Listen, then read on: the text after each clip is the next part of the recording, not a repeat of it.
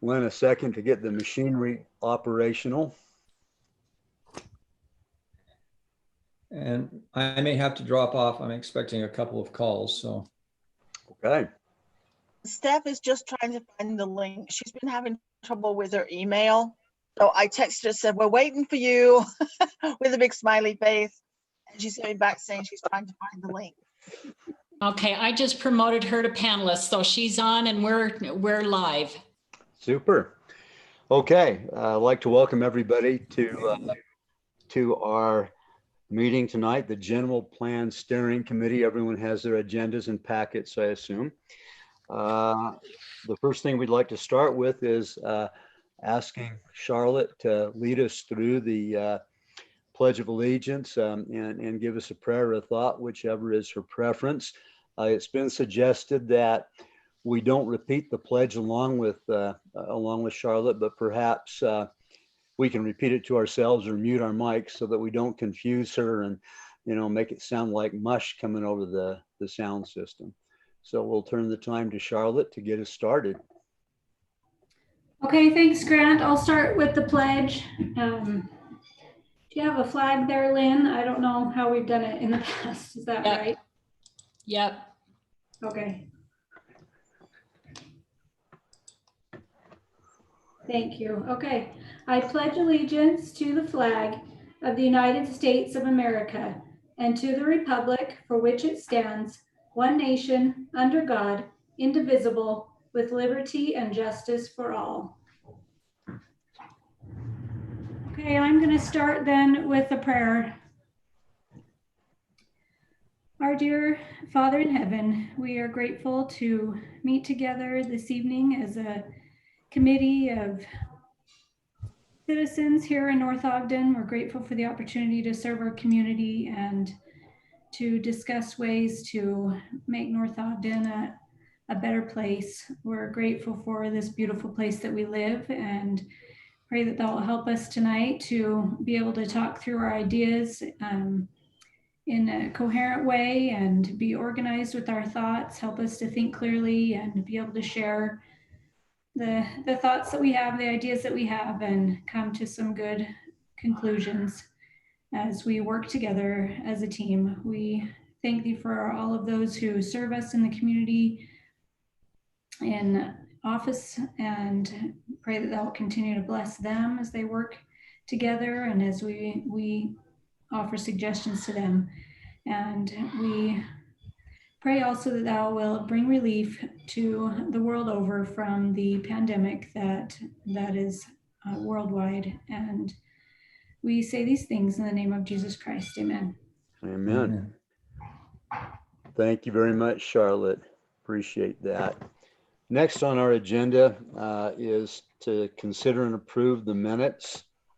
Has everyone had a chance to review those? And were there any additions or subtractions or corrections that anyone would like to suggest? Julie? Yeah, I listened to the minutes of the meeting. Lynn, I don't know if you know, but the video stops at about 41 minutes. The audio stops at 41 minutes. And it just goes to the end. And then when the only thing I noticed was when Eric Thomas spoke, they addressed him as the staff giving a response. And it should most probably, say his name. I'm just trying to think where it was. Hang on a sec. It was right towards the beginning. That's okay. I can find it. Yeah, but it refers to him as staff instead of Eric Thomas. Okay. But that was, at first I couldn't get them to coordinate the minutes, but then I realized I'd gotten a weird link to it or something. So anyway, everything else looks fine. It was just that. Okay, I'll make that change. But people have no way of knowing whether after, it stopped right before the motion that Grant proposed. So people have no way of knowing whether everything else is correct. Well, but I'm okay with it. Thank you, Julie. Okay, does anyone else have any other suggestions, additions, subtractions, corrections to the minutes.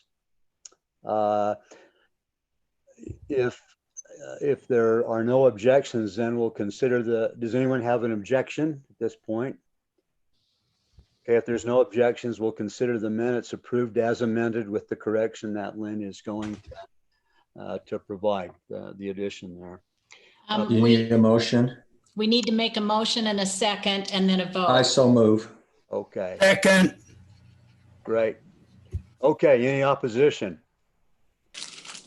If not, we'll consider that passed by consensus and move to our next agenda item. Thank you for keeping the record straight for us here. Next is public comments. Do we have anyone who has lined up or requested time for public comments? No, I see a phone number here, 678-6096. Do we know who that is? Is it Meg? Yeah, I think that's Meg. Okay. Since she's calling in, I can't move her to panelist. She's just gonna have to listen. Okay, great. Do we have anyone who's not been introduced to everybody? Julian, I'm not certain that I've met you formally. If you could take a second and introduce yourself. Yeah, I'm just an intern with staff, and I'm just here to listen and observe. Great. Okay. That makes us nervous when people are listening and observing. So appreciate that. Okay, Mark Brown. If we can, Lynn, pull up the information that Mark provided so that the committee can take a look at it, and then have Mark give us kind of a summary of where things are at. And in addition, particularly highlight the things that are impacting our discussion this evening of the Bicentennial Park area and Northtown, Southtown, and everything in between. Do you have the map that you can pull up, Lynn?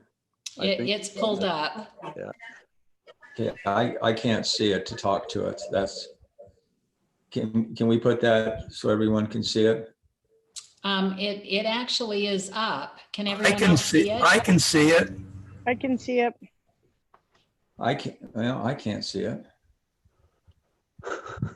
Need to swipe right or What am I left. doing wrong? I can see it.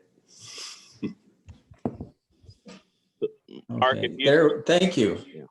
Okay, you'll notice that we have on our map the asterisks, the kind of purplish asterisks. Yes. From what I can see on mine, it's a purplish.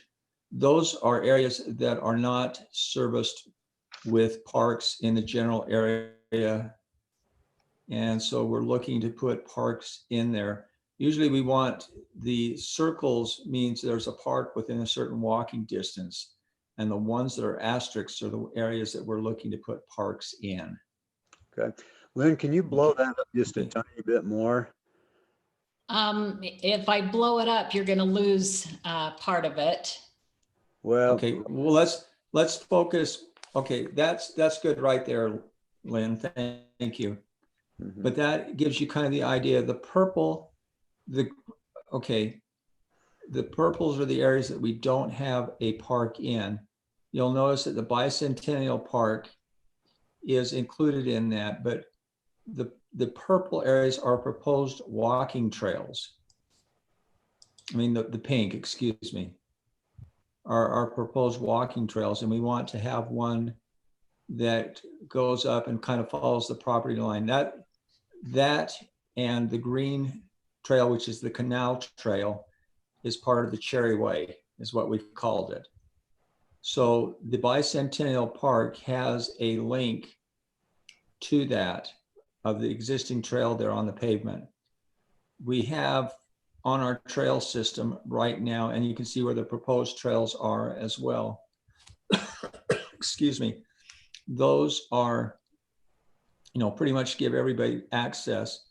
A lot of the Cherry Way is on some sidewalks and some some asphalt trails. But we want it to be a total walkable community. and you could get from anywhere on that to the city center. Now, Lynn, could you go further down, please? To South Town or the South part? To the next page. No, down further Oh, on okay. that page. Yeah, it's hard when you make it bigger. Okay. Now, also, what we're hoping to do down on the southern end is connect with some of Harrisville's trails that they have at some of their parks, and so make it a total loop system.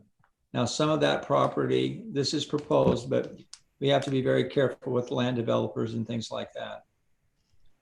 But you'll see that, you know, the further up you go up the mountain, there is proposals for parks up in that area as well.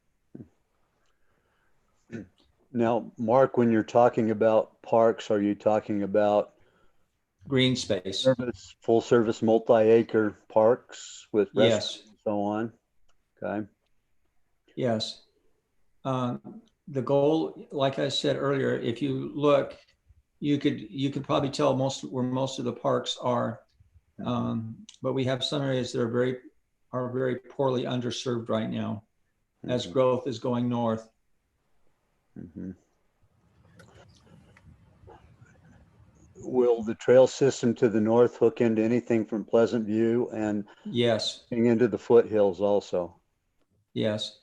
Okay. The one that you can see there now, the highest asterisks, that's part of the Bonneville Shoreline Trail. Oh, cool. Great. But at one time we were going to have bike going all the way up, but that has been, we had bike trails going all the way up, but we haven't, that has been tabled. Okay. Hello? I'm sorry? Tabled because? Hello? Yeah. Mark, why was it tabled? I'm sorry, hold on. Okay. I got to switch my screen. I apologize. That the person that was in charge of that left the committee, and so we haven't put anything more on bike trails going further up north. Okay. But we do have right now, if you go over to Oak Lawn Park, there will be a trail connection from Oak Lawn all the way over into Barker Park as well. Okay. So that section will now be completed as well. Does your trail through the Barker Park area go down through the Barker Hollow? Yes. Okay. That's a really cool area. It is. The wildlife in that area is wonderful. Yeah. And I would comment to the group, those that have lived in North Ogden for a while and have been over to Oak Lawn, I would admonish you to go over now. They have a hammock park, and they also have a beginning mountain bike trail that they have just input there. So it's just not walking, it's a multifunctional park now. Okay.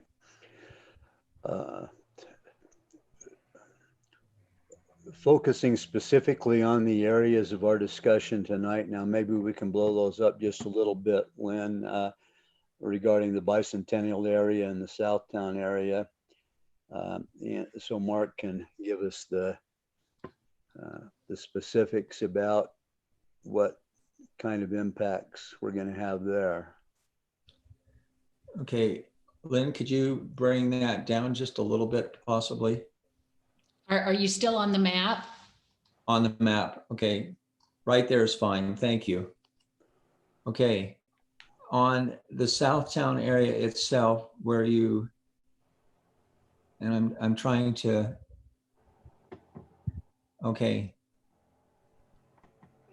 Do you have a cursor, Lynn, that you could show me? I'm looking for I'm assuming that bottom asterisk and the road above it is the road to,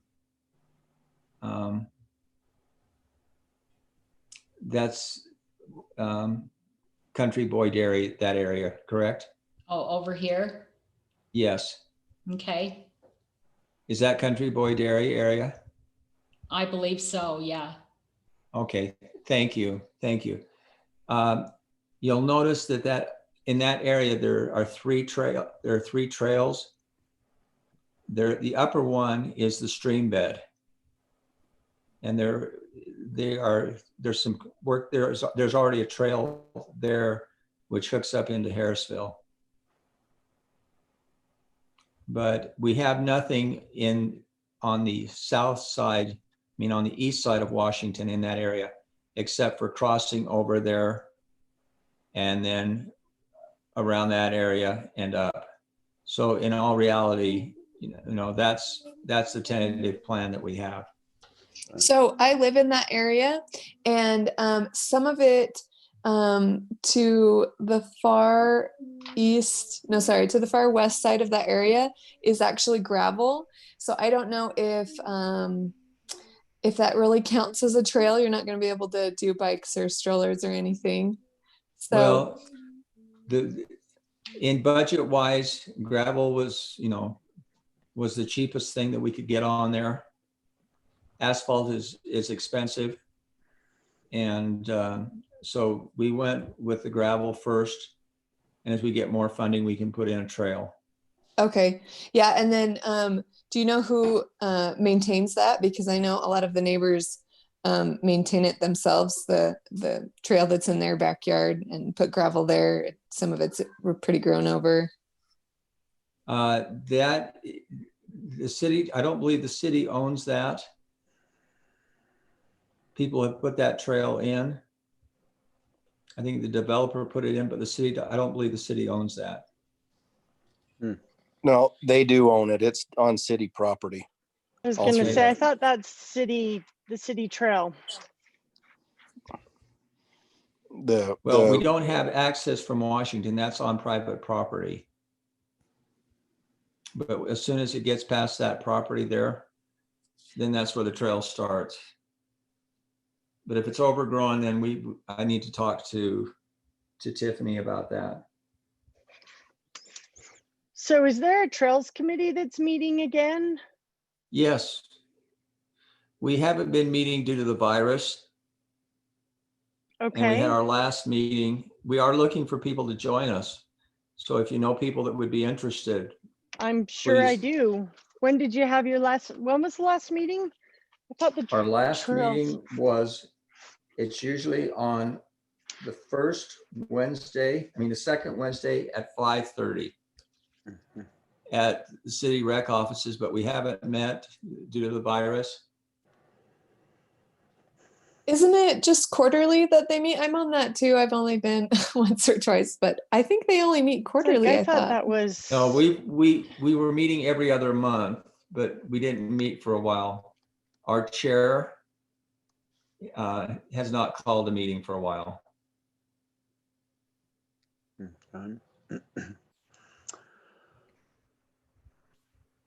But if you want to get with, are there any other? Our next meeting would be in November. Okay. Good. Does the committee have any other questions for Mark about the trails and how that dovetails into what we're going to be discussing this evening? Maybe around the Bicentennial Park area, Mark, you can give us some more detail about what, if anything, is planned up there. Well, the Bicentennial Park area, where that is at right now, it's just to cross there at the light on Washington and 2600 North, and then come up on the trail and then take the canal trail basically, or the Bicentennial Trail, all the way over to Pleasant View, all the way leading over to 89, okay. which it does do. Okay, what's the little asterisk there? The little purple asterisk that's down. That down by the fire station? Yeah. Yes, that's for another park. Yeah. Because you really can't consider as it stands now, Bicentennial Park is not really a park per se. No. Right. No. And if you look at that asterisk, it's not meeting the needs of all of those apartment buildings and things like that in that surrounding area down below. Mm-hmm. Okay. I mean, there's quite a bit of youth and things like that, so they really don't have a park that supports them Mm-hmm. without them crossing, you know, a major thoroughfare to get to any of the other parks. Mm-hmm. Okay. Very good.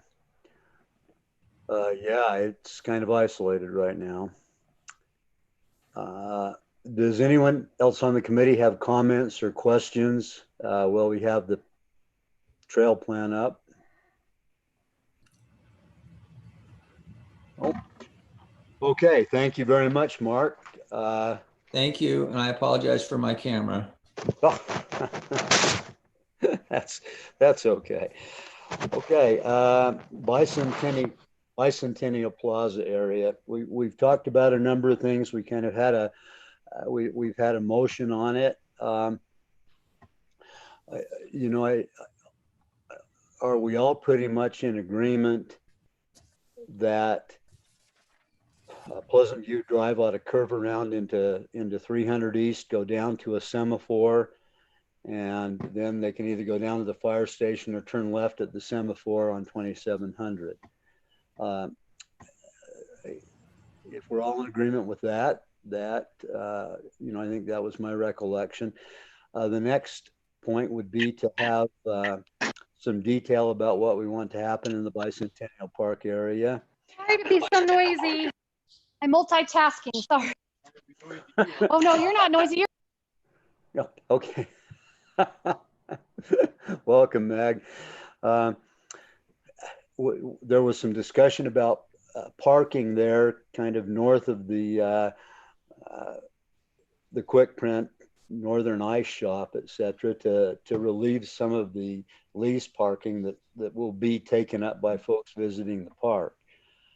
Do we have anyone who has an objection to kind of building that into the plan?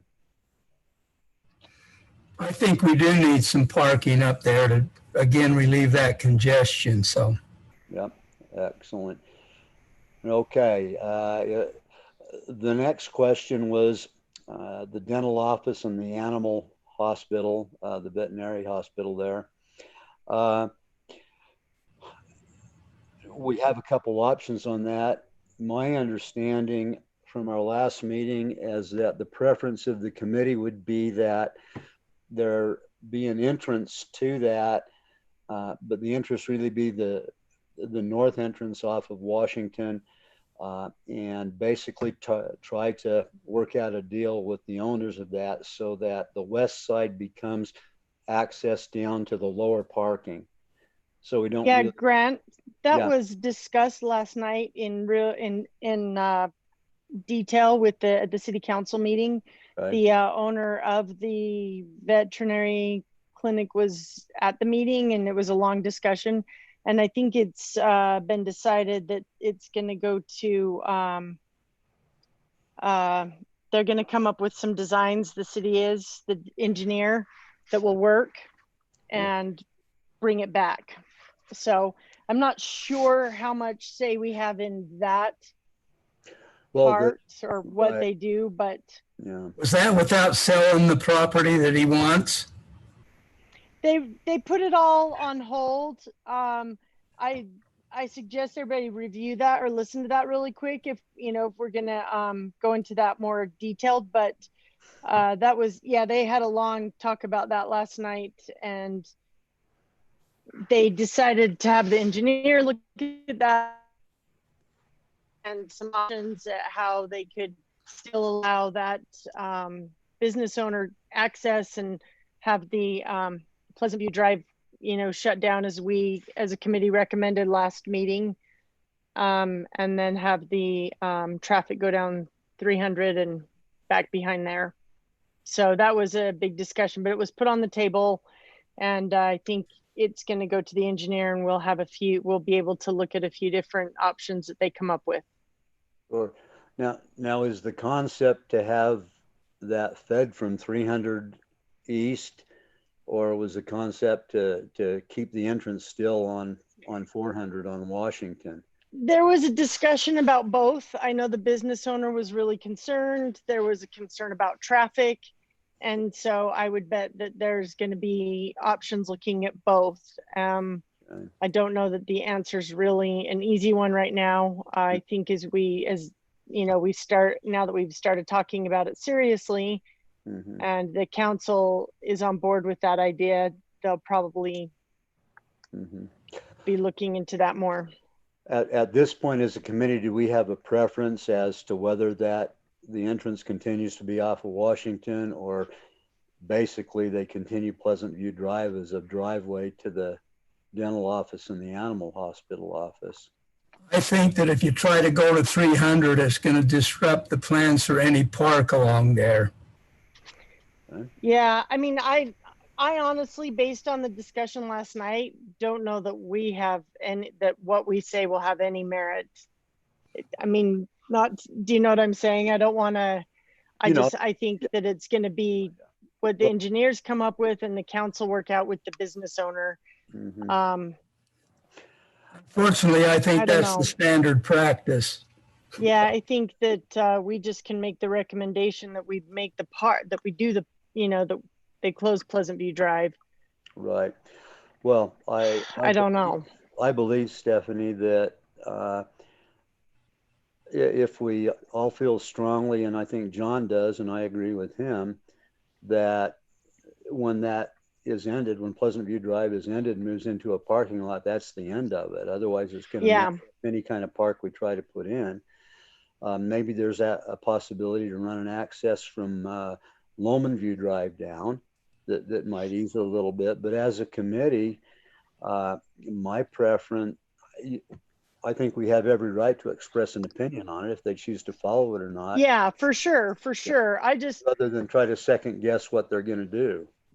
I just wonder if maybe we wait after listening to the discussion last night until we see what the engineer comes up with, because it's going to have to be around what the engineer comes up with no matter what, if that's what's going to work. And if there's different options, we'll be able to look at that. Okay. And I mean, just, yeah, I was kind of behind the 8 ball at the meeting last night and didn't realize that's what they were talking about until it was happening. Well, and I guess my concern is the engineer has lots of options, and pretty much they can engineer anything they get direction to engineer. Yeah. So, I'd entertain a motion that we as a committee recommend that they do not come from 300, from 300 east over to provide access to that parking lot, because I think it'll really mess up any concept of a park area significantly if we run a road through the middle of it or a driveway through the middle of it. There's no sense closing it down. Grant, it's Julie Anderson. Sorry, I lost my connection for a minute, so I'm trying to get caught up. But I was just sat here thinking about it, and yeah, the engineer has, I don't know if you could, but the ability to. But I think if we as a committee, both individually and collectively, contact the city council members to let them know how we feel about it, then I think it would be much, then they're going to be able to say, okay, they can then, go to the engineer and say, hey, you know what, this is being considered. Right. Yeah. How do we make this work for everybody and stuff like that? So I think collectively we should let them know that this is what we're proposing as a committee. But I think individually too, we need to contact them and let them know how we personally feel about it. Are you making a motion to that effect? Are you making a motion that? No, I was just sharing my thoughts, but I can't make it. I mean, it's sooner hear what the rest of the committee feels before we make a motion. Yeah, and I know that we did make a motion last meeting, and so I'm just not sure how we go about. Does that do we do a new motion? Because I also know, Grant, that you and I as chairs of the committee cannot make motions. So I'm not sure if at this point, the one that was made last meeting needs to just be redone, and we can include what you're suggesting, you know, about the parking. And the I would suggest we go with that motion and just make sure that the city engineer gets it and members of the council. There's no sense making another motion. Good. Collectively then, as well as individually, we'll express our preference that where Pleasant View Drive ends in a parking lot's where it ought to end. Okay, good. We got that one put to bed. Other issues about the area surrounding the Bicentennial Park. Do we want to put any concrete recommendations from this committee on maybe a list of suggested accoutrements for the park? There was discussion about a physical fitness kind of thing. There was discussion about creating a little performance area for garage bands and elementary school choirs and so on and so forth. Not an elaborate thing like the amphitheater over at the Barker Park, but just more of an informal setting. And they I don't know if we really know all that yet. And I think that's a parks and trails function anyway. Well, as we express a vision, I think it's up to them to make their decision, but I think as a steering committee, we have every option if we choose. And if the committee wants to, great. And if they don't, that's fine too.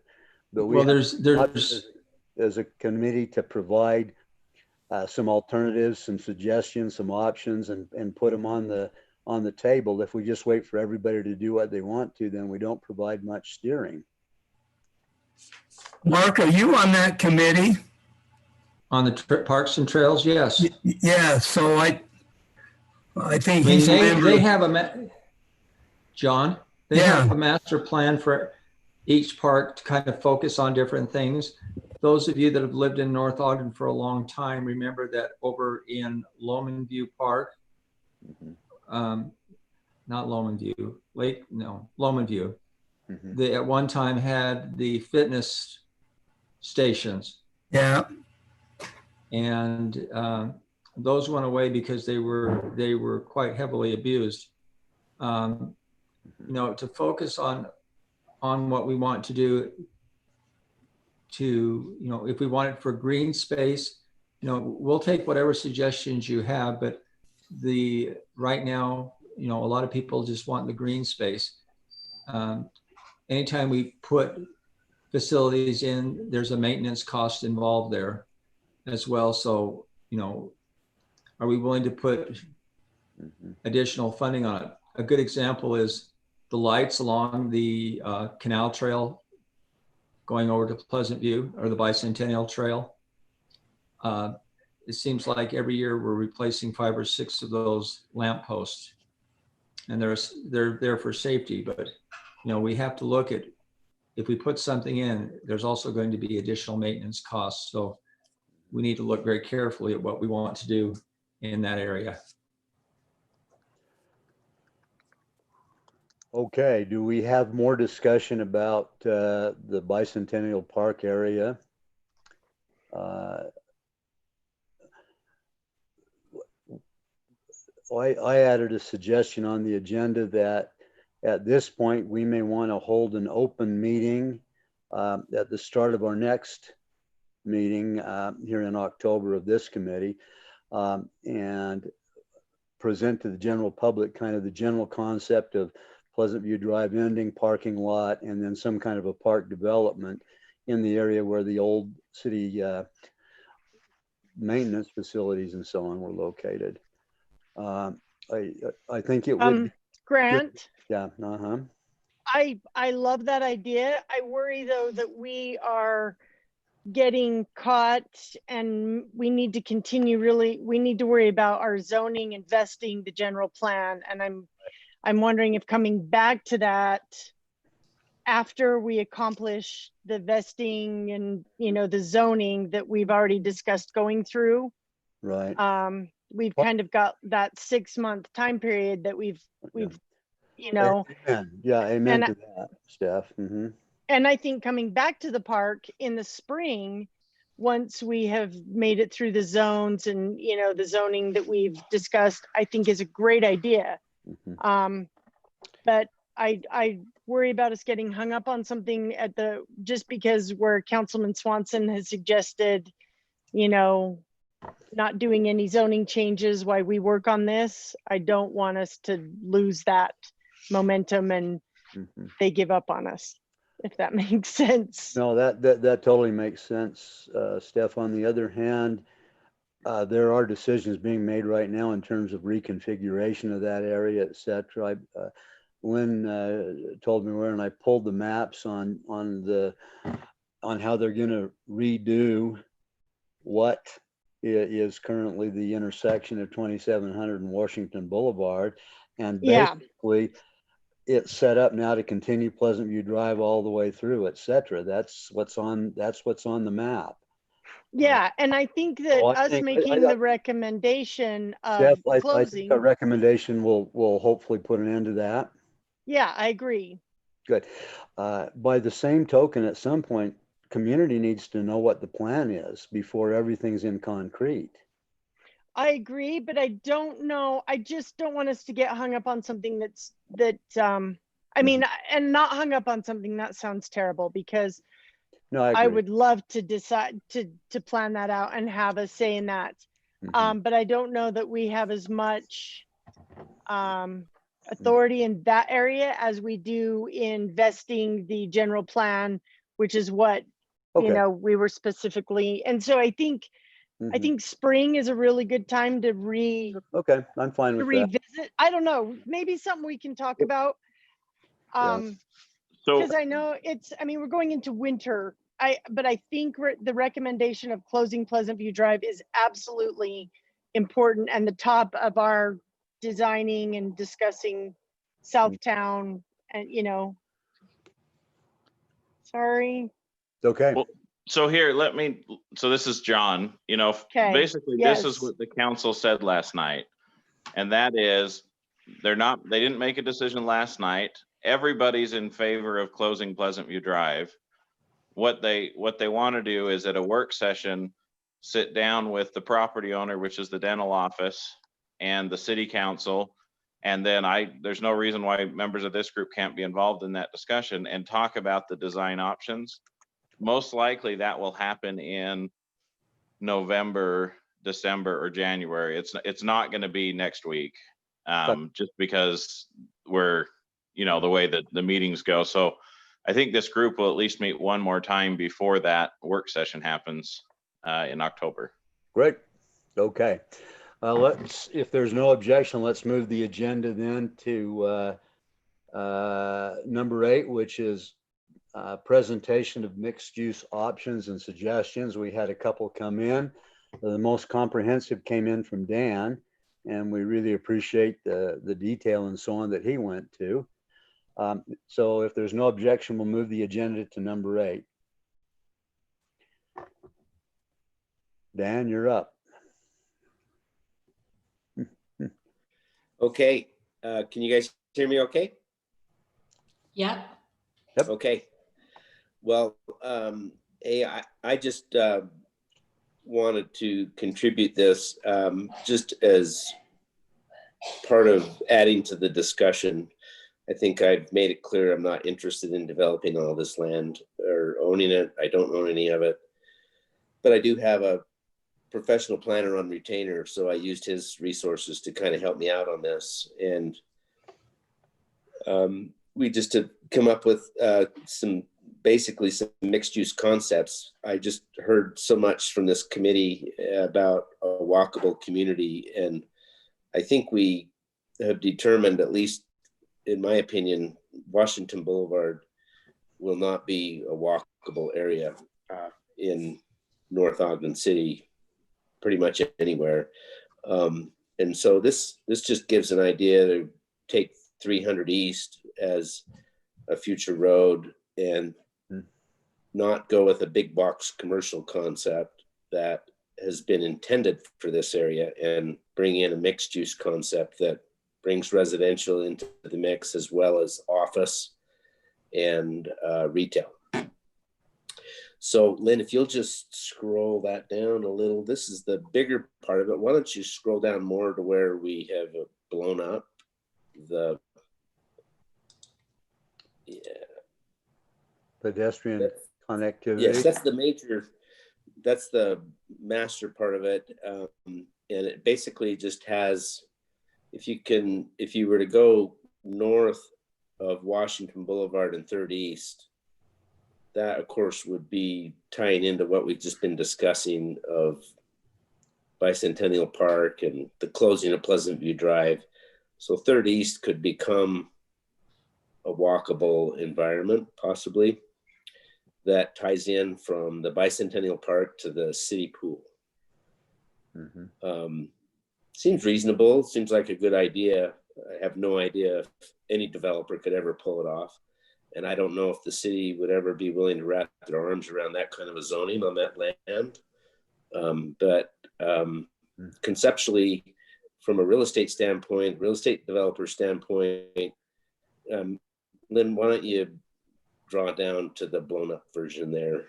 There we go. Yeah, that's what I was looking for. Sorry. So that is kind of showing the connectivity from the city pool to future park in the public works area, if that ever comes about. And I think it's a great opportunity. It's probably the last opportunity for the city to have a walkable environment in this area of town. But in order to create a walkable environment, you have to bring high density residential into the commercial part of the land. And just speaking from what's going on in the market today and the changing market with the Amazon ideology and big box retail dwindling, we're seeing communities go with more of this kind of a concept to where they're mixing use. And if you'll go ahead and scroll down again, then I don't want to drag this on too much longer, but a real popular type of construction is what they call podium construction.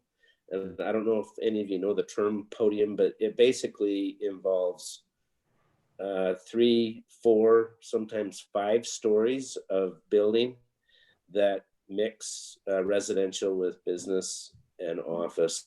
And these are some pictures of examples that could be put there. And what podium construction basically means is that you're putting underground parking underneath a 3 or 4 story high structure. Doesn't always have to be underground parking. If you look at Station Park, it doesn't have underground parking, and it is mixed use construction and development. So maybe scroll down a little bit more. Just some more examples. Again, this is Park City, but we sometimes sell ourselves short of being a resort tourist community. I think North Ogden has some ability to be that. Not certainly at this scale. I think that I would be unrealistic to say that, but just thinking out of the box for everybody here to give everybody some ideas of what could maybe happen on that property or in that area. And this is Sugar House, really all new developed land. And these apartments and high density are really more considered luxury housing than they are low income. And so I would think that the rents, if you'll keep scrolling down, Lynn, so I can wrap this up. This is a picture I took in Broomfield, Colorado, on the one on the right, where a mixed use development is part of Broomfield, Colorado, which is a very suburban community in north of Denver. And if you'll keep scrolling down a little bit more, Lynn, I just wanted to finish with that right there. That just tells you what's going on with housing and cost of housing and what a nice new 2-bedroom apartment costing $1,000 a month. That doesn't draw in a lot of negative type of residents. When you have newer mixed use, high density development that goes on in commercial areas that are busy in communities, you're seeing a lot of quality development, quality residents in the community. You're seeing assisted living centers in these types of mixed use developments where older people are close to services. So anyway, that's just an idea that I threw out, and it hopefully gives those that are looking for walkable environments an idea of what could be a possibility in that area. Do we have questions for Dan for clarification, addition? Julie? Yeah, so Dan, thank you for doing this. I have a couple of questions. First of all, the area that is right behind America First, the city does not own. That is owned by the Barker Trust. Why don't you scroll up to that, Lynn? Yeah.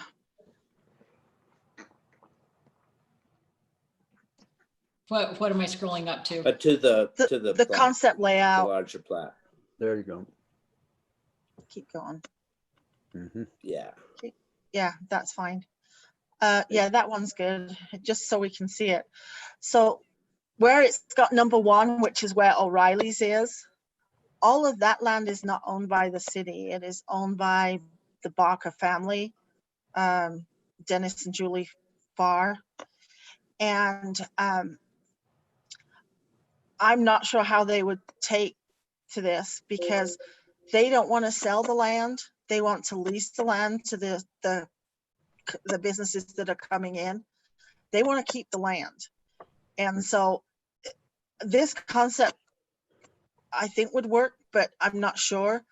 But we do have the issue of it not being owned by the city. It is owned by personal people, by residents, or who were residents. So let me just comment to that, because that's a really good comment. I appreciate you saying that and bringing that up, because I wanted to comment regarding that.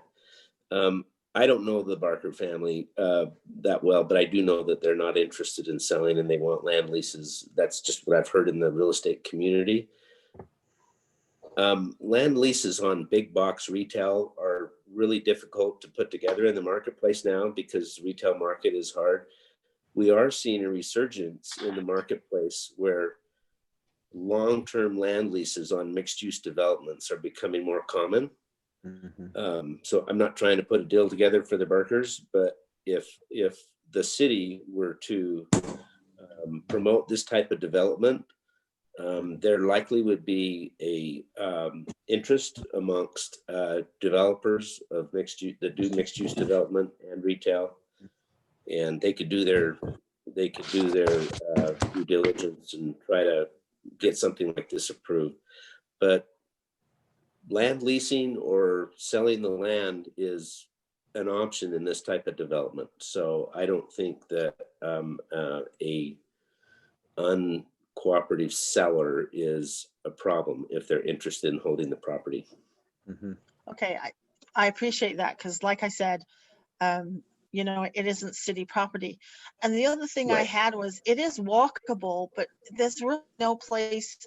You've got a small area for a plaza, which is right down there by number 8, which seems like a really small plaza. I mean, if we're going to have this area, I think a plaza bigger than that would be nice, where people maybe can sit around this is just me, around kind of like a fountain area. Have you ever been to, what's it called? I think it's called the Village in Meridian.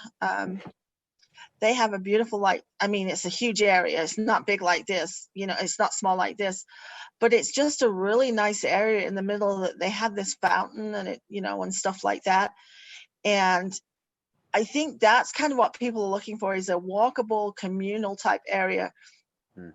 And I don't think people are looking for big box stores. I think they're looking for small stores. But I noticed a lot of these were like office with residential. And I just don't know that office people are going to bring their office space here. We're not connected to anything. We're more a residential type community. And so the residential is fine, but what we want is maybe the bits and pieces of commercial that we can get. So while as I look at this, if I own this piece of land, I'd be like, that's great, but it wouldn't be what I would want. And I'm not sure it's what North Ogden wants at this point. I think that, they're looking for that kind of plaza-y where you walk to, you sit and you eat an ice cream. At least from the people I've been talking to, that's kind of the impression that I got, and stuff. So I'm not in any way pulling anything down, Dan. I appreciate you gentlemen for doing this and for giving his time. No, I appreciate those but comments. That's just, but that's just my feeling is I think rather than maybe it being office residential, it needs to be more commercial residential. And maybe, just something that is more for our community.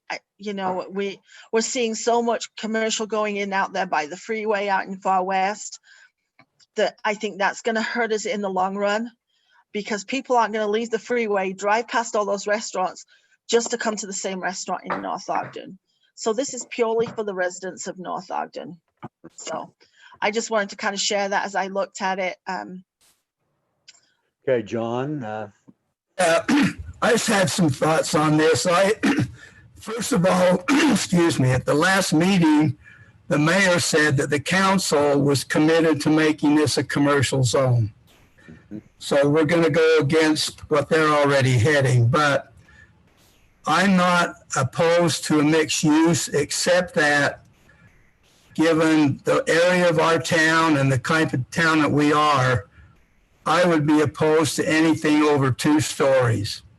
I don't want anything like it's downtown Ogden where you've got high rises, and I can almost guarantee that those high rises aren't fully utilized either.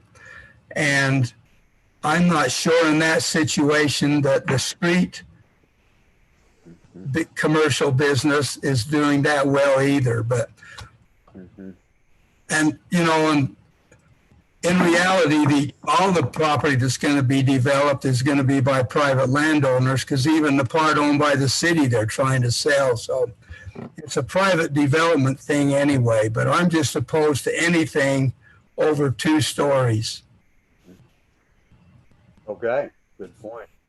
Yeah, I was going to say, just in looking at the land, I know that one developer has said that he has had some interest in drive-through businesses through there.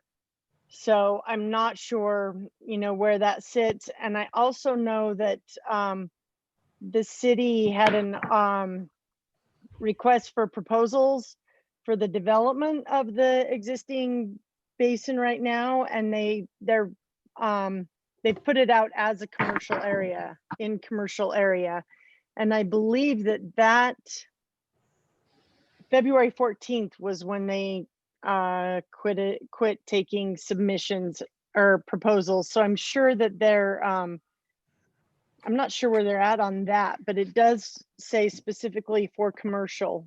Right. So I'm not sure where they sit with that. Okay. Other comments, Dan?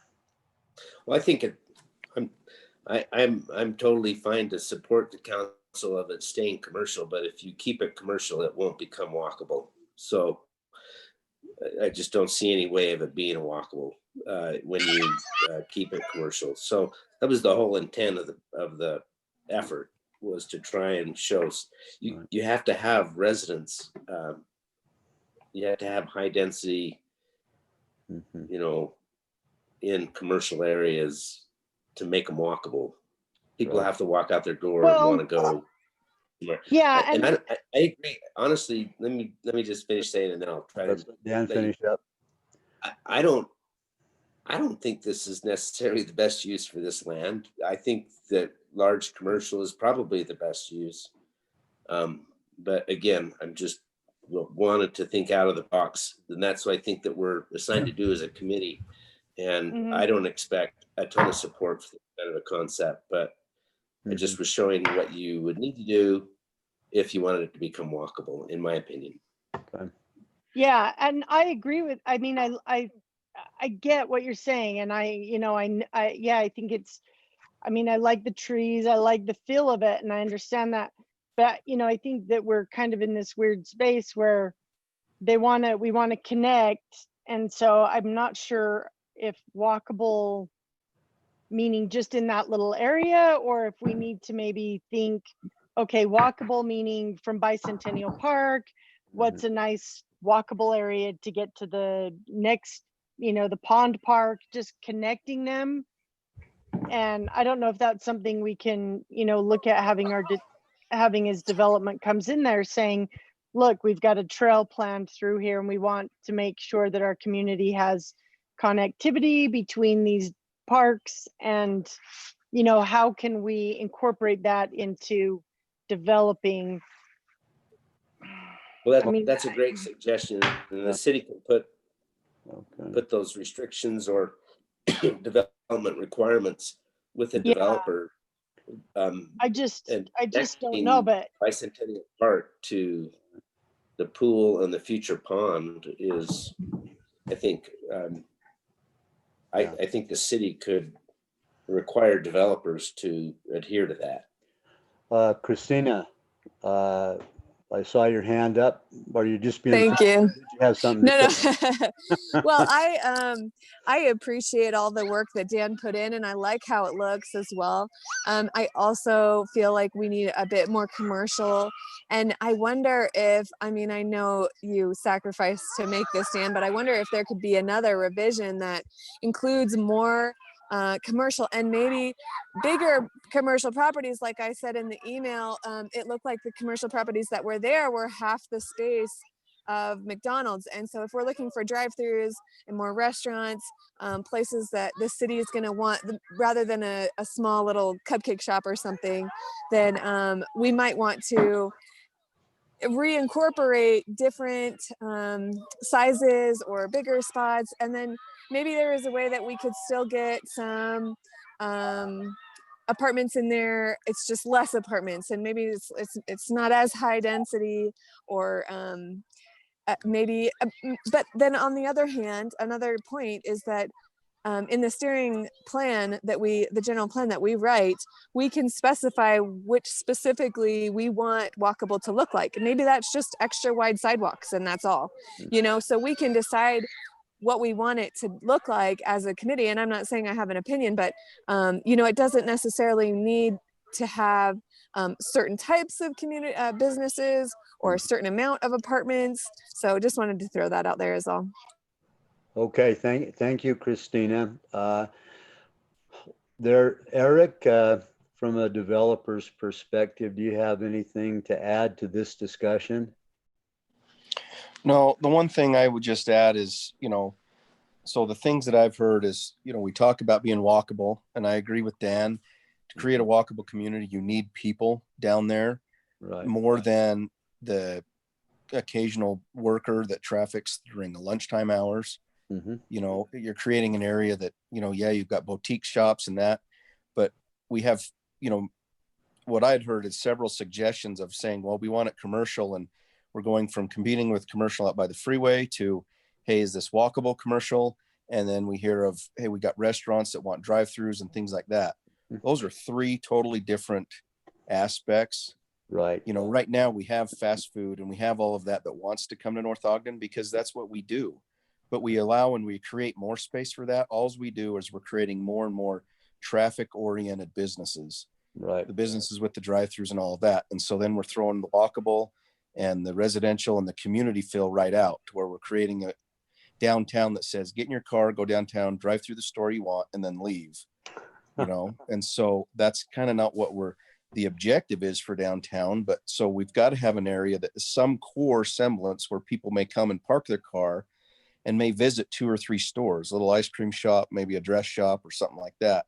Right. We're not going to have large commercial boxes down there, but we don't want to continue with what we have is more stores like the O'Reillys that are traffic oriented businesses and Right. drive through restaurants of fast food downtown. You know, if we want to create that walkability, then we need to be able to put residents downtown, and we need to be able to make space for those smaller commercial venues that survive on that kind of a use. So I think it's everybody's really, we've had great ideas thrown out there, but it's a myriad of everybody's, what it sounds like, lack of identification of what we really want.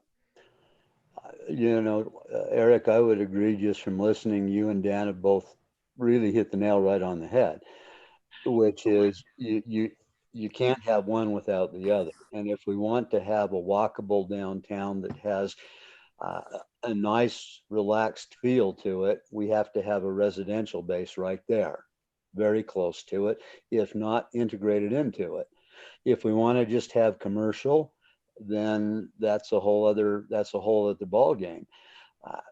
The reality is, I don't know as we can put, given the nature of where we're located, a lot of big commercial stores in our area, unless it happens to be a destination store like a Robert's Craft or, you know, Cabela's or something of that nature that people come to see.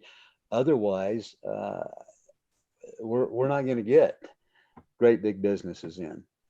And so we need to think, if we want a walkable area downtown, and this is frankly the last opportunity we have to lay this out, we probably need to head in that direction. Now, Lynn and Annette and Terry and I, and then the lady, do you remember, who has the shop down by Jensen Floral? I don't recall. Denise Jones. Right, yeah. We went down to North Salt Lake, and they have some pretty creative approaches to doing things down there. And it's a combination of residential and business. The highest they go is 3 stories. And they have ground level parking. If we were to put the parking underneath, it would be a lot more open area. But I got to tell you, those were some pretty interesting options that were laid out down there. And they used a combination of a variety of different funding sources. I requested they send those up so that John and our city planners can see if any of those sources are available to us. But they combined 3 or 4 different funding sources together so that the city really drove what happened in that area to create a coherent, cohesive, really attractive kind of central area right around the city hall and right next to a park. We have a lot of similarities with North Salt Lake. I'm not saying we should duplicate what they've done, but it did kind of what both Dan and Eric are talking about in terms of creating the space for a population to feed those small local businesses, et cetera, as well as bring a commercial base. The other thing I did, I spent about an hour and a half with Dave Howells, who owns property just to the west of the area that we're talking about, west of 300 East. And he said that they've had a bunch of people who wanted to come into that area and do things, but that the city didn't know what they wanted to do with the area. And they would get conflicting information about what they had to meet in terms of guidelines, et cetera. And I'm wondering, John, if it would be possible to maybe get a summary of some of those businesses who have come in and wanted to, have inquired but have been turned away. The other thing I heard from Dave is that the Barkers are getting a little more flexible on sale versus long-term lease. I don't know if that's true or not. That's only one source, but that might loosen things up also. I understand I don't remember their name. There were some developers from up in Brigham City that that wanted to come into that area, and basically they were so confused that they just backed out and left and have left it alone. So I don't know, John, if you're aware of that, or if you could get us a list maybe of the kinds of interest that's been expressed, because that might help guide our discussion in terms of what happens in that particular area. The other option that we need to think about is frankly east of the north of the animal hospital. You know, we have a couple residential areas, residential homes there, individual residences. Across the street, we have really one residence, and then we're into some multi-unit housing that's east of 7-Eleven. There's got to be some opportunities in there also that we can suggest. And once again, we've been told not to look at next year, but to look 20 or 30 years down the road as to what we'd like that to look like. And so we need to be certain, like Dan says, that we're able to think outside the box. And rather than feeling like we're constrained by what's on the board right now, let's look at what we'd like to have, and take that whole picture in. Because if you view that in total from Lowman View Drive down, and all the way over to the park where North Ogden Elementary used to be, the homes and so on around there, there's a lot of really neat opportunities long range as to what could happen to really enhance and make that area a city center. In long range vision, when they put Skyline Drive in, that's going to take a bunch of the traffic off of Washington Boulevard and 2700 North, that could be, in terms of long-term vision, a really, really great downtown area. So I just hope as a committee, we keep our minds open and consider those kinds of things, and not lock ourselves into what's on the table right now or what the current plans are, et cetera, as much as create a vision for 20 or 30 years from now, what we want it to look like. Sorry. Yeah, no. So one thing we do need to keep in mind though, is we're looking, you know, at the 300 East concept, the 300 East, the area that's, I believe the Barkers own, that has O'Reilly's on it and stuff, is zoned as C2. And that's already zoned for commercial, not multi-use. And so we can't just say that has to be. The question is, long range, is that what we want it to be zoned for? Is that even? We can't change that zoning. That's private property. That's zoned at C2. Right. So that what I'm saying is we can only look at the land down and make a recommendation that's RE20. What we recommend that be. The area above it is zoned at commercial, and it's already owned, and they're starting to develop it. And we can't, I don't believe that we can say, no, we want it to be this. Christina, you've got your hand up. Stephanie, let me just quickly retort to that. 20 or 30 years from now, we can suggest whatever we want for it to look like down the road. That doesn't mean that we're going to have to rezone it right now, but long-term vision is what we're looking at. Christina, go ahead. Sorry. I agree that I don't think that we should be spinning our wheels trying to redo things that other committees are currently working on. I feel like I agree we can say whatever we want the long-term vision to be in our general plan, but honestly, by the time that this is published, this may already be sold and the property is taken. So I just feel like we shouldn't be taking too much time redoing something that other committees are already working hard on. And I listened to that the planning commission meeting this last week. I don't know if anybody else did, because it was sent out in the email that for the training that we should do. Anyway, I participated and I listened in that whole entire meeting, and I felt like they were really thorough talking about the same idea in the same place. And I just would hate for more than one committee to be working on the same thing at the same time. And I don't know who has authority over what, or who trumps who, or I don't know if John or someone who is following these other committees knows what decisions they've made up to date. But I feel like if we continue to put this on the agenda every month, then we should at least keep up to date with what they're stating, and just not try to recreate the wheel on anything, I guess. Mm-hmm. Good point. Thank you. John, was that a yes? Oh, okay. Maybe just to clarify there for her, we as a committee are a recommending body.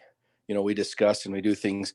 The things that we'll recommend are as land use go to the planning commission, right? And then they review and then therefore recommend to the city council. So that's the order. The city council ends up having the final say on zoning matters and things like that. And so we as a committee are recommending to the planning commission that therefore then recommends to the city council. And so I agree, we don't all need to be working on the same thing. And but just those recommendations of, hey, if we're, revamping or things, then, we're making those recommendations. Hopefully then the planning commission addresses those things and passes on the recommendation and so forth. Yeah. Hey, Grant. Yes. This is Don. Hey, I was just going to add, I know Steph was saying that we can't change the zoning on private property. That's exactly what we can do. There isn't a private developer out there that won't approach the city about changing zoning if there's something they want to do.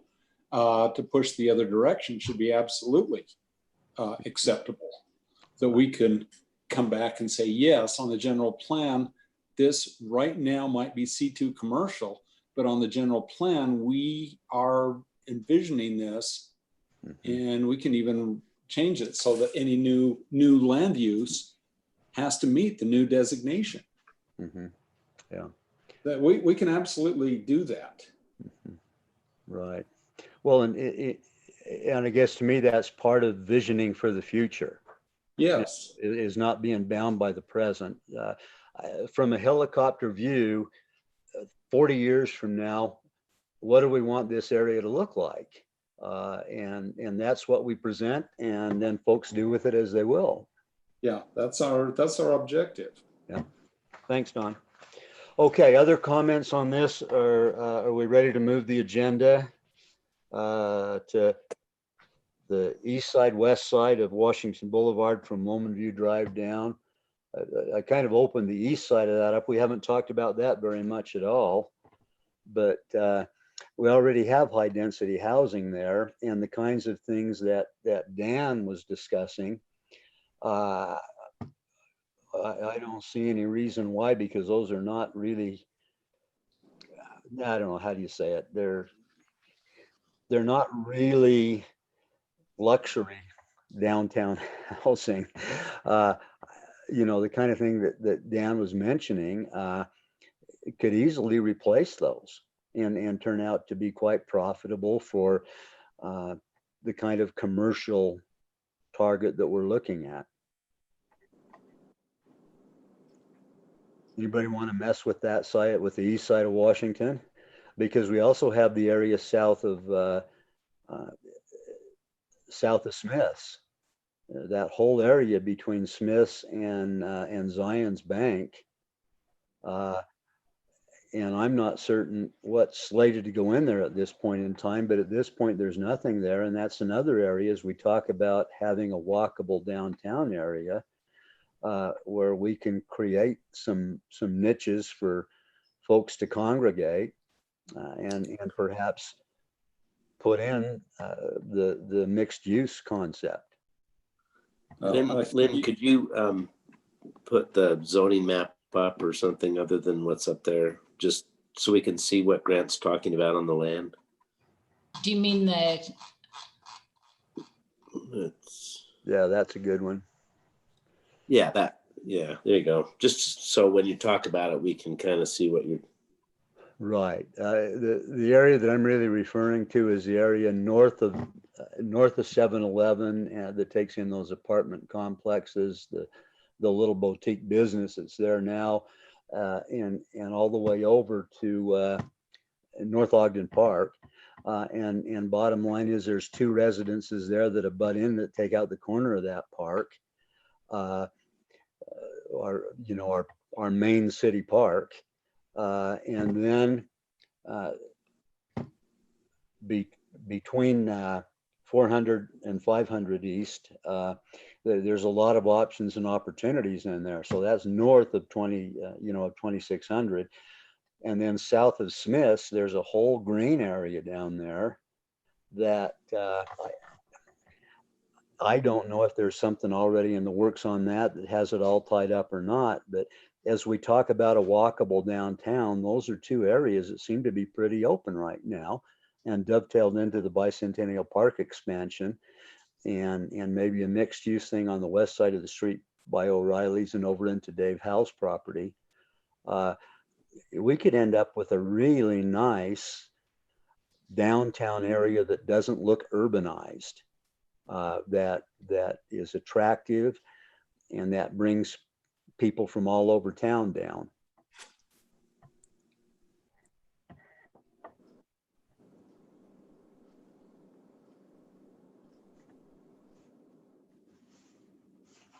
I'll just make a quick comment. I've spoken enough, but any type of residential real estate that you have on busy traffic roads or high trips per day roads, I can't remember what we call it. Mm-hmm. You probably have to. You can't have single family residential along those corridors and in those areas. And if you do want to make them walkable, I'm sorry for repeating myself, you probably do need a high density element.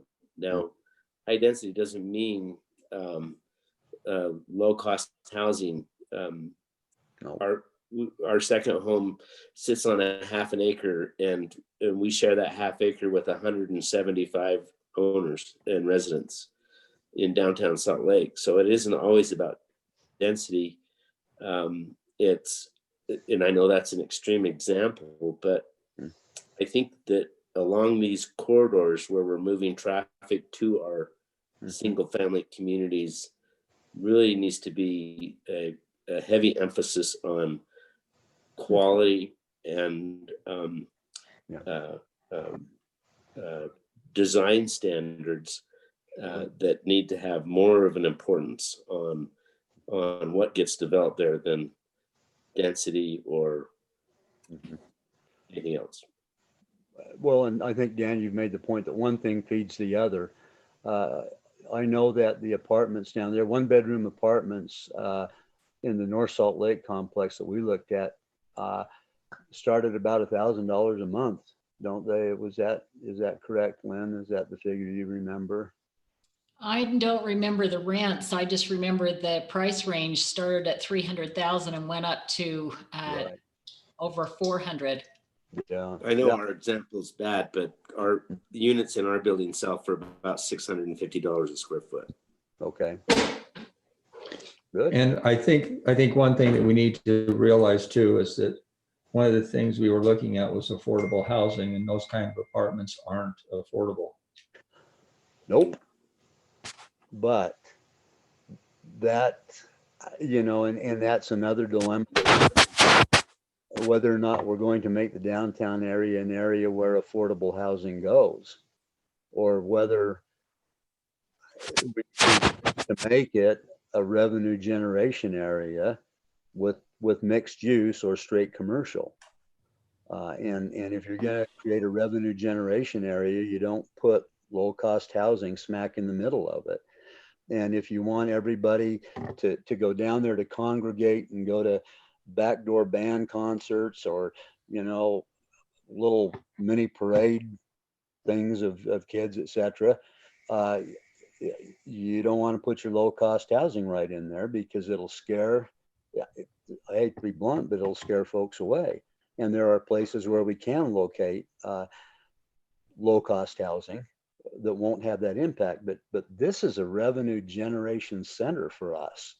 And I think we need to maximize this. Tax base. We need a better tax base. Yeah.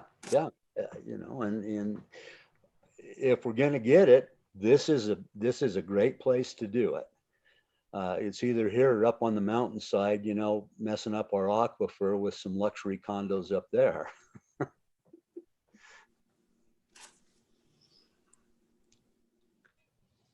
Okay, other comments on this?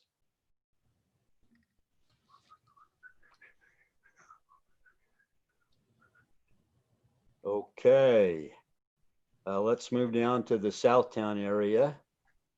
Are we ready to get some things on the table in terms of resolving that?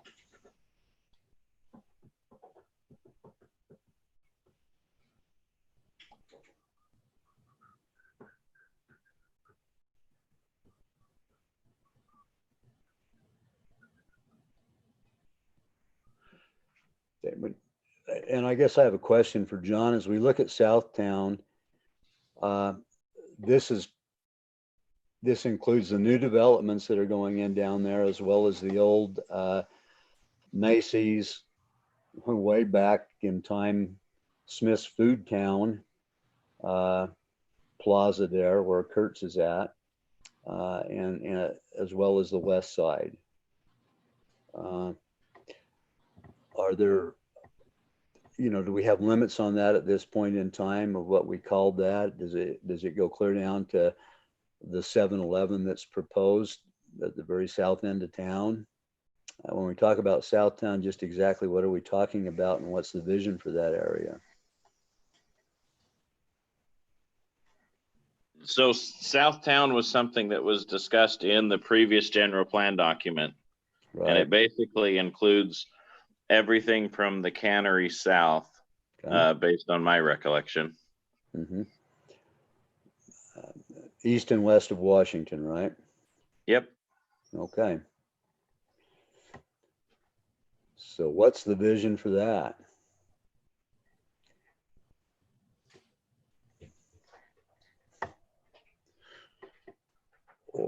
Or are we tied in, John, at this point by the provisions of the big developments that are going in now? So there's nothing that ties anybody's hands at this point, except for the development agreement for the village at Prominence Point. Okay. Everything else is open and up for discussion. Okay. Good. Do we have any suggestions?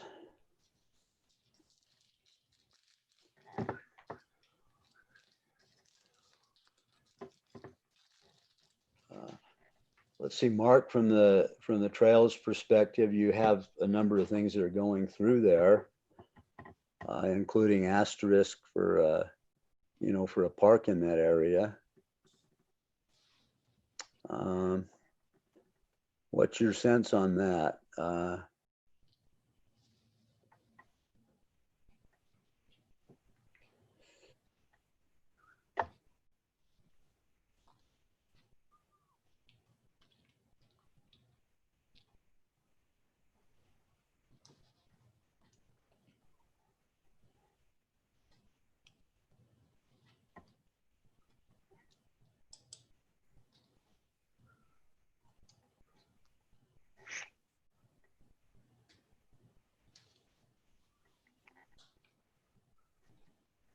Okay.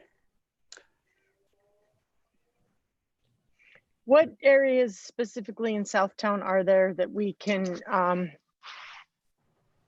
have any say in that still needs to be developed, that still, I think that's probably the first thing we should probably identify.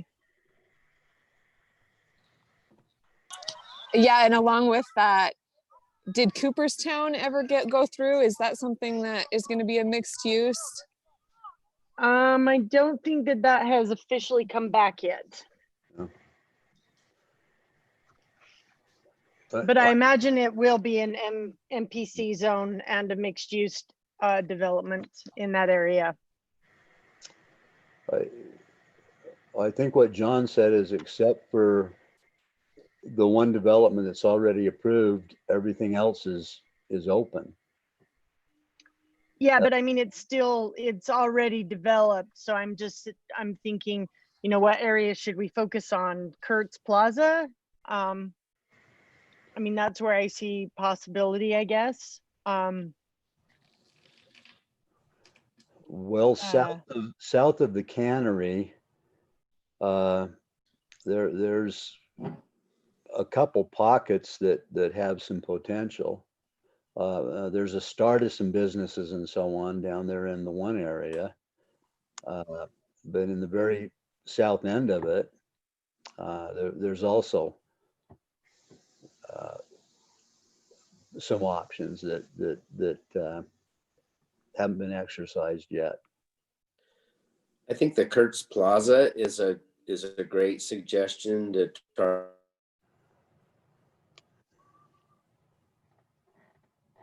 Whoops, Dan, you froze up. Property. Okay. Anyway, I just think that's a really great opportunity of new development if you can bring those owners together on a project. That's a great piece of land for Southtown. Mm-hmm. Yeah. In terms of bringing owners together, the North Salt Lake people really did a good job of doing that. And once again, using a variety of funding sources, the city really took control of that area and said, this is what we want it to look like. I don't know if we would encourage the city to be that aggressive down there, but I think if we don't come up with a vision for the area, then hodgepodge development is what we're going to get.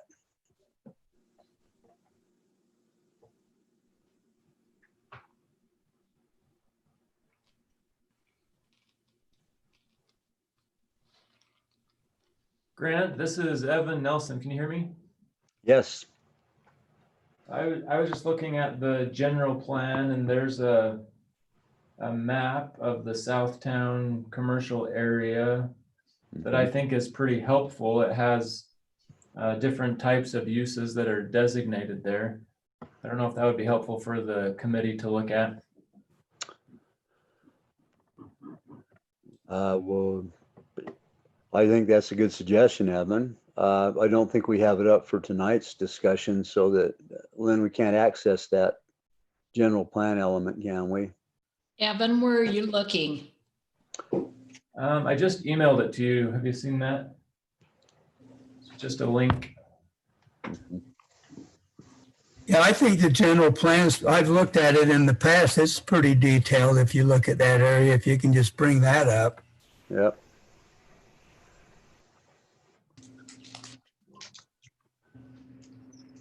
Evan, there's no link in it.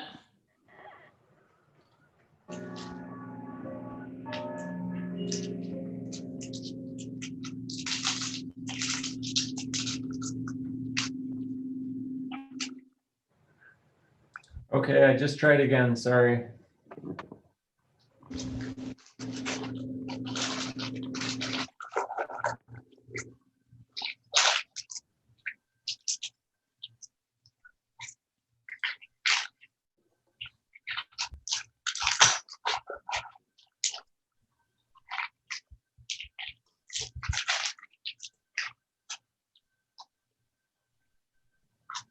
Can you see it now? Yeah, we can see that. Yep.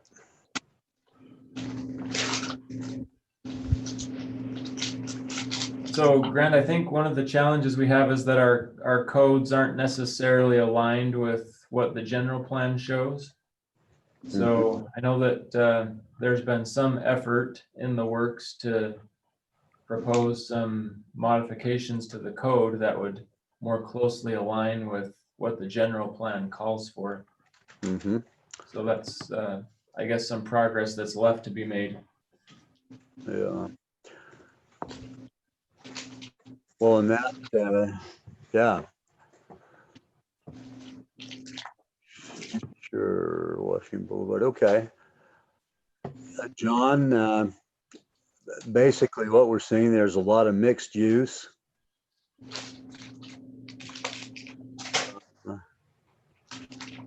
And then MSC.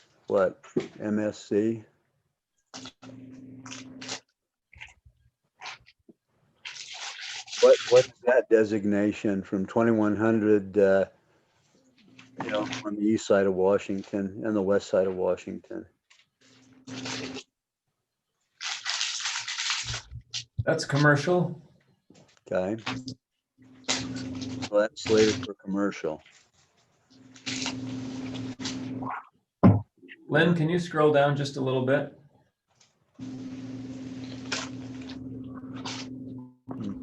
Main Street Commercial is what it stands for. Okay, good. So is this the current zoning or something that's proposed? I don't recall that whole area being mixed use. It's not the current zoning, but it's the map from the general plan. So that would be future recommended uses. Yeah. There was some discussion about manufacturing. I guess we see a little bit of that. Well, actually we don't. Not on this. Yeah, not on this. There's no manufacturing on this at all. Right.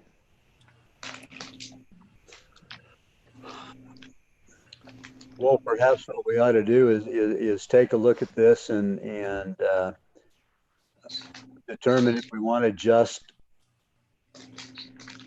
re-emphasize what is currently on the master plan, like Evan said, and recommend zoning that correlates with what's there if we want to change the master plan.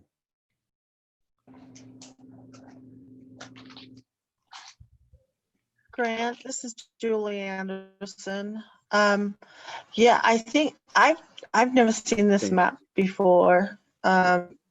And so I think it's something that maybe we need to get our hands on, like you were saying, and compare it and see how this works. I think at this point, when it comes to Southtown, I think we need to fully understand kind of maybe where the city's thoughts are going, as far as like from our city planner and stuff like that.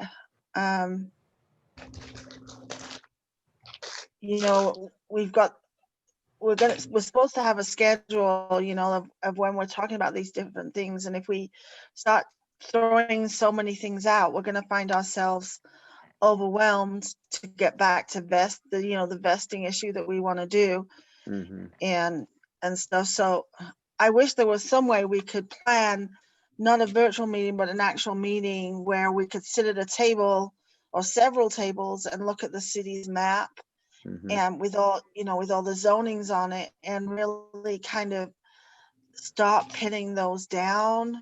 You know, I think we've done a good job right there with Bicentennial in saying this is kind of what we want in that area.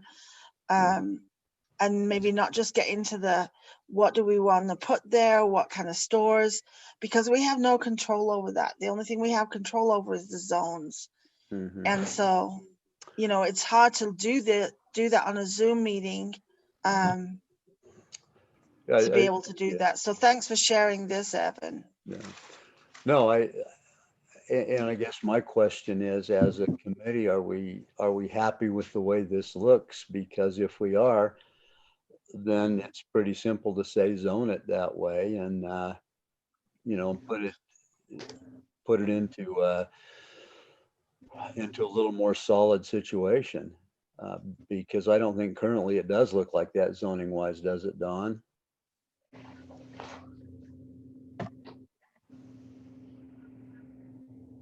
No, this is strictly suggestion from I think this is leftover. This is coming from the general plan. Right. And this was the vision that the general plan committee put together several, years ago. Right. And since then, we've got this mixed use, which is a master plan community, Village of Prominence Point. The rest of it, well, some of it, the Main Street commercial, there's, one piece of it that is already turned into apartments. And so, yeah, I like what Trent says, is like, let's just get it zoned like this. Yeah. If we like it. Yep, if we like it. Okay, can we take that as an assignment for our next meeting to come to some decisions on this? And if we don't like some elements of this, and I vaguely remember some of the discussion on this 6 years ago, but if we don't like this particular vision, let's come with substitutes. Otherwise, let's suggest we move ahead and turn it over to the city planners to zone it appropriately. Lynn, can you send everybody a copy of that? I can. Good. Thank you. Okay, excellent. Good. That'll give us a pretty clear assignment for our next meeting. Okay. Let's see, on our agenda, we have review of assignments. This particular meeting, I don't know if we've made any new assignments. Everybody filled the ones that came in last time. Particularly Dan did a great job on giving us an overview of mixed use. One of the things, Lynn, that I would appreciate if you and Annette and I can spend a little time together is to discuss how North Salt Lake pulled all this together, because basically they controlled exactly what came up in that area. And right down to the point after you and Terry and Annette had left, when we looked at the first phase they put in, they controlled in their specifications the kind of numbering that went up on the units. And part of the reason they did that going forward was because the first set that went up, they'd gone down to Costco and gotten some plastic numbers that you stick up, and stuck those on the windows. And that's how they had numbered the different apartments and businesses, and so the North Salt Lake people said, nope. And they came out with specific guidelines for numbers.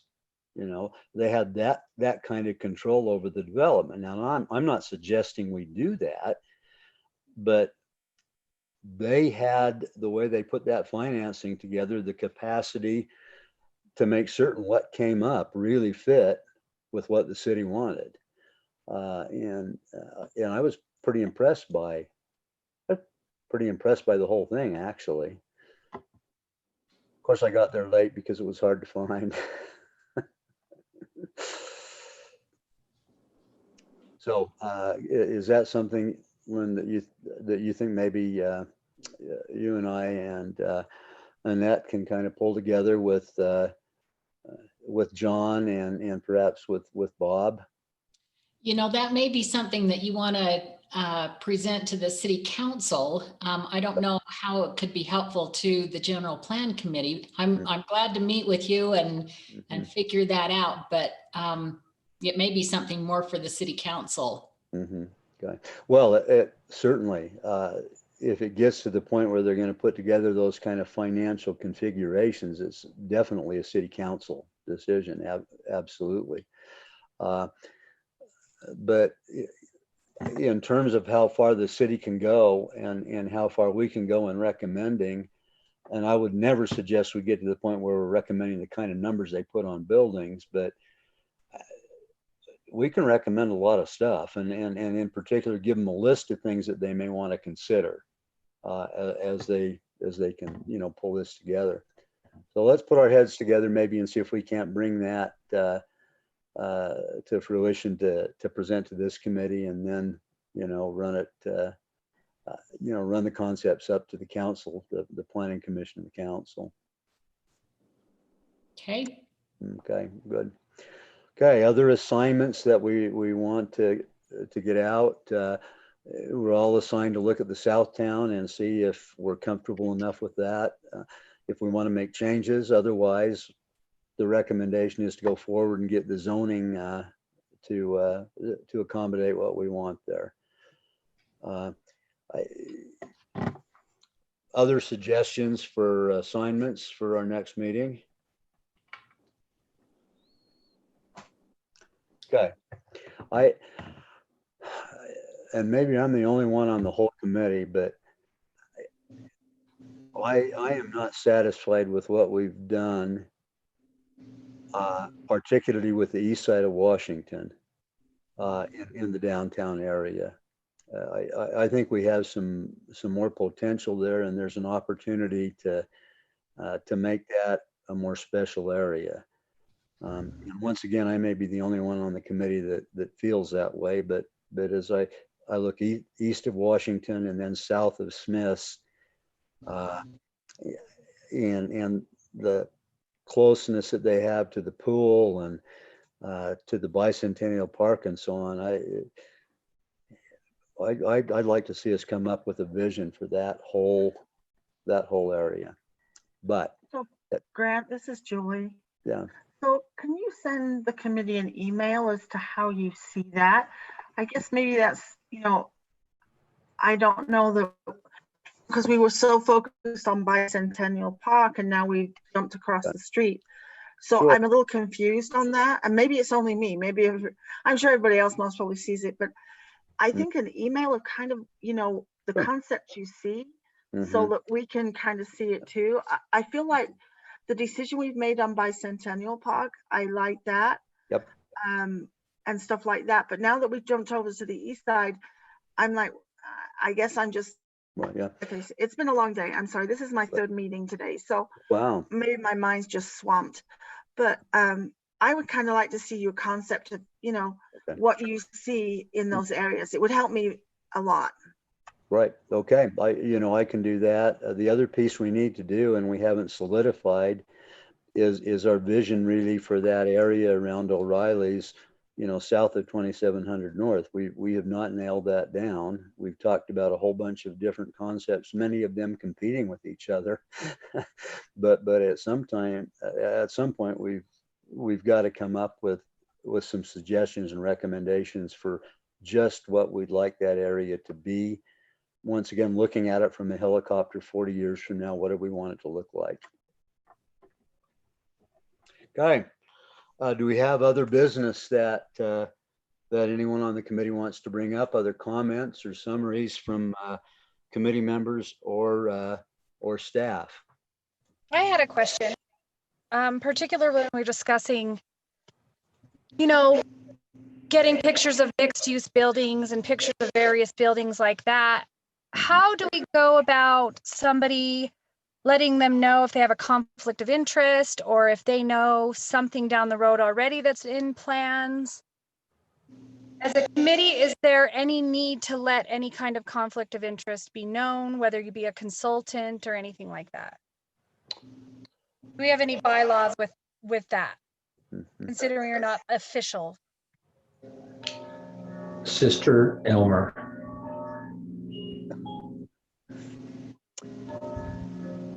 Well, we're hearing you do church work.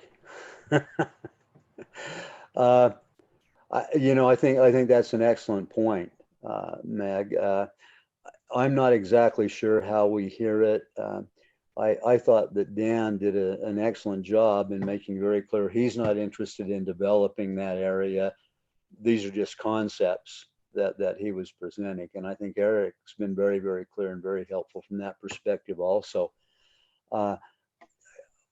I think we would just respectfully ask anyone on our committee who had a potential conflict of interest to let us know. Would you consider acting as a consultant, a type of conflict of interest, whether you're on the payroll or not, but just a consultant? Well, if you're on the payroll of who? The payroll of a developer, the payroll of the city, that kind of, we'd have to clarify that, because if they're on the payroll of the city, their conflict of interest is just with the city. And basically that'd be representing the city interest. If they're on the payroll of any private developer, we certainly ought to know that. That doesn't mean what they say ought to be totally discounted, but we need to understand the prism that they're viewing things through. Has a little bit of self-interest involved in it. Is that kind of what you're after, Meg? Yes, sir. Okay. I'm coming at that after reading the article recently about, the commissioners in Weber County, and, they got the pat on the back for how they handled Gage Frower and the selling of that land. And just making sure people know there are ways to make sure that you're not crossing any of those lines. Mm-hmm. Okay, I think that's a very good safeguard, and I think John can tell us if we need to do anything beyond just request people when they're making presentations, make known if they have a conflict in terms of representing a particular company or a particular development idea or whatever. I think we just need to ask everybody who presents things to do that. Can I just make a quick comment? Mm-hmm.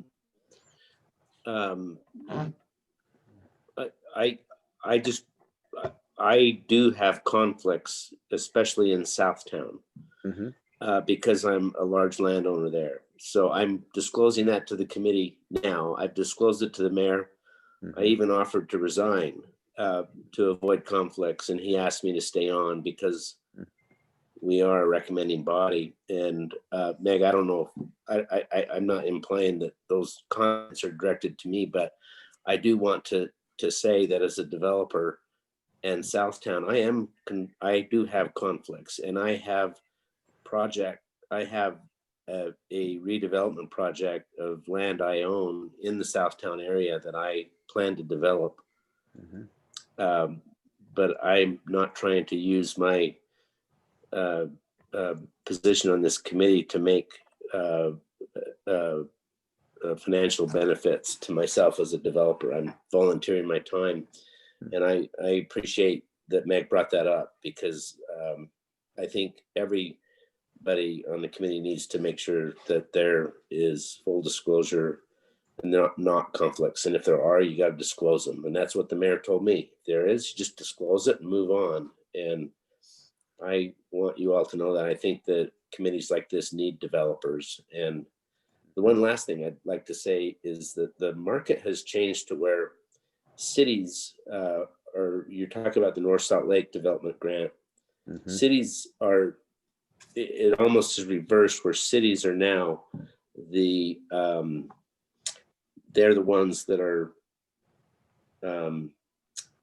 looking to attract developers for their cities, and they want to have developers. They are soliciting developers for developments that the cities want in their communities, and developers are listening to the cities, but the cities have to be proactive, and they have to go out to the development community and offer opportunities that make it profitable for developers, that also increase the tax base for the cities and create quality developments for the cities. I think that's very well put, Dan. Thank you very much. And the bottom line is, once we have a vision, we can go out to developers and say, this is the vision. Can you make it workable, profitable, and achieve the goals we have with the vision? And developers are pretty darn creative and bring a lot of perspective and skills to help us realize that. So I'm glad you're on the committee. I'm glad Eric's on the committee. I think you bring important perspectives.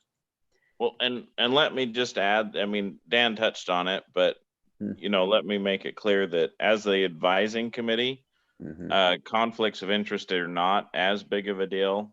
Right. You know, there again with disclosure, because Right. part of the goal of this committee is to take groups of citizens from all different areas of the city and with all different backgrounds, and to provide some feedback to give some direction.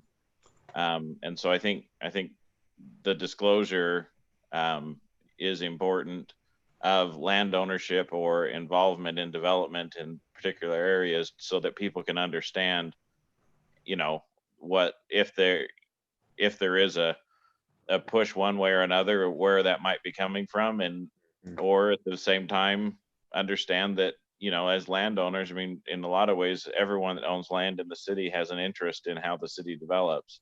Right. And so we just need to be, you know, talking about it and just 100% open about where we're headed, and Yep. recommendation, you know, where it's a recommendation that goes through 2 levels to get to the council. It's not as big of an issue, but it still should be disclosed. Excellent. Thank you. Okay, let's wrap this up. First, we'll ask city officials. Ryan's here. If they have anything to add, any perspectives they want to share, any assignments they want to give us. Same with Rob or any committee members. Let's open it up right now for feedback, input, suggestions.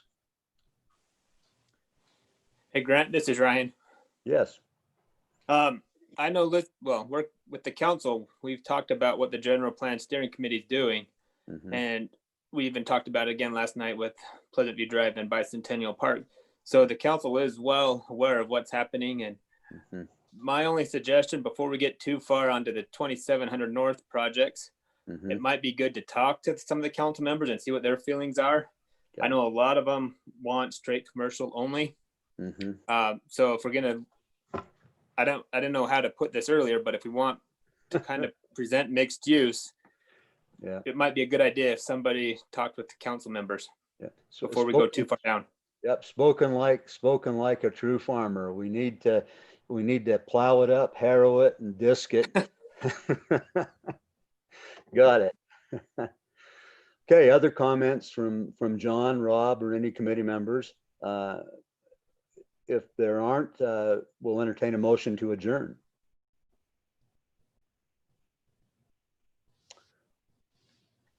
Unless we want to just sit here and look at each other all night. Thanks, Dan. Have the motion from Dan. A second. So second. Seconded. Great enthusiasm with that. Let's put an end to it. Thanks to everybody then. Any objection to adjournment? If not, I don't see any hands or anything flashing. Appreciate everybody's time and attention this evening. We'll get assignments out, and this is a fun group because you can dream, you know, and we need to take advantage of the opportunity to dream, because you can't do that very often in government. Thanks to all of you. Have a good evening.